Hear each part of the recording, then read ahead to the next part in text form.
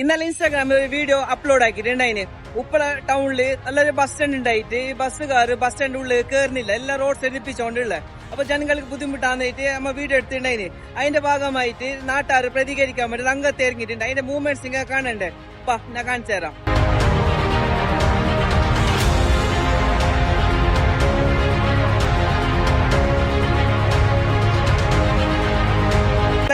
Golden Rahman സാറുണ്ട്, അപ്പൊ അവരോട് ചോദിച്ചു നോക്കാം. അസ്സലാമലൈക്കും. ഇതെന്ത് കഥ എന്ത് എടുത്ത ബസ്സുകാരെല്ലാം ഉള്ളിലേക്കൊന്നും പോകുന്നില്ലല്ലോ? ഏകദേശം 3-4 വർഷമായി ബസ്സിന്റെ ബസ് സ്റ്റാൻഡിന്റെ അകത്തേക്ക് ബസ് കയറാൻ.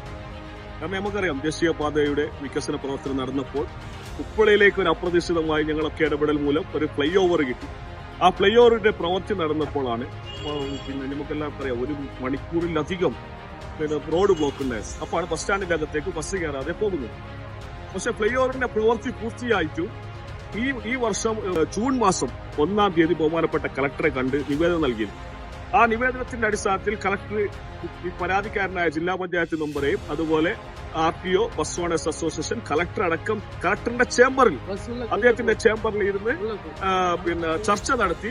അപ്പൊ എന്റെ പ്രധാനപ്പെട്ട 2 പ്രശ്നങ്ങളായിരുന്നു ഞാൻ ഉന്നയിച്ചത്. ഒന്ന്, സർവീസ് റോഡിന്റെ പ്രവൃത്തി പൂർത്തീകരിച്ചിട്ടും ബസ്സുകൾ സർവീസ് റോഡിൽ പോകുന്നില്ല, കൃത്യമായി ബസ് സ്റ്റാൻഡുകളിൽ ബസ് സ്റ്റോപ്പുകളിൽ ബസ് നിർത്തുന്നില്ല. രണ്ടാമത്തേത്, ഉപ്പള ബസ് സ്റ്റാൻഡിന്റെ അകത്തേക്ക് ബസ് കയറുന്നില്ല എന്ന 2 കാര്യങ്ങളായിരുന്നു.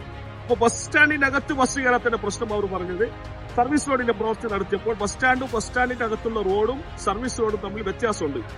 അവർ പറഞ്ഞത് ജനുവിനാണ്, ഞങ്ങൾ അതിന്റെ കോൺക്രീറ്റ് കൊണ്ട് ചെയ്തിട്ടും അകത്തേക്ക് പോകാത്തൊരു സാഹചര്യത്തിൽ ഇന്നലെ ഷൈൻ റിപ്പോർട്ട് ചെയ്തപ്പോൾ ഞാൻ ഇന്നലെ കളക്ടറെ വിളിച്ചു പറഞ്ഞു, ഞങ്ങൾ എന്തായാലും വാഹനം തടയും. പോലീസ് അധികാരികളൊക്കെ വിളിച്ചു പറഞ്ഞു. കോടാനുകോടി രൂപ നിർമ്മിച്ചിട്ട് ബസ് സ്റ്റാൻഡുകൾ നിർമ്മിച്ചിട്ടുണ്ട്. അതിന്റെ അകത്ത് വാടകയ്ക്കെടുത്ത സർക്കാരുണ്ട്.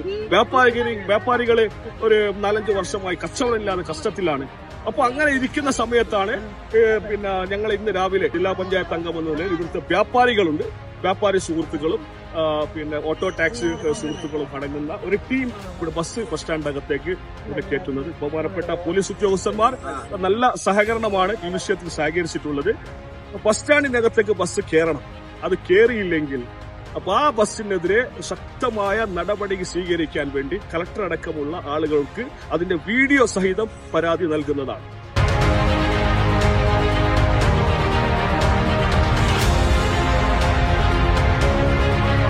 ഇവിടെ ഈ ബസ് സ്റ്റാൻഡ് കയറാത്തത് കൊണ്ട് കുറെ ആൾ ബുദ്ധിമുട്ടുന്നുണ്ട്.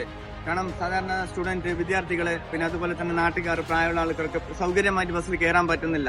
ബസ്സുകാർ സ്പീഡിൽ വന്നിട്ട് പെട്ടെന്ന് വന്ന് ബസ് വിടുന്നുണ്ട്. അപ്പൊ അതുകൊണ്ട് ബസ് സ്റ്റാൻഡിലേക്ക് എന്തായാലും ഇവിടെ കയറ്റാനുള്ള ഒരുക്കത്തിലാണ് എല്ലാ നാട്ടുകാർ ഒരുമിച്ചിരുന്ന് ഇറങ്ങിയിട്ടുള്ളത്. മാഷാ അല്ലാഹ്, നാട്ടുകാരെല്ലാം കൂടിയിട്ട് ബസ്സിനെല്ലാം ഉള്ളിലേക്ക് ബസ് സ്റ്റാൻഡ് ഉള്ളിൽ കയറ്റുന്നുണ്ട്. അതുപോലെ ഇന്ന്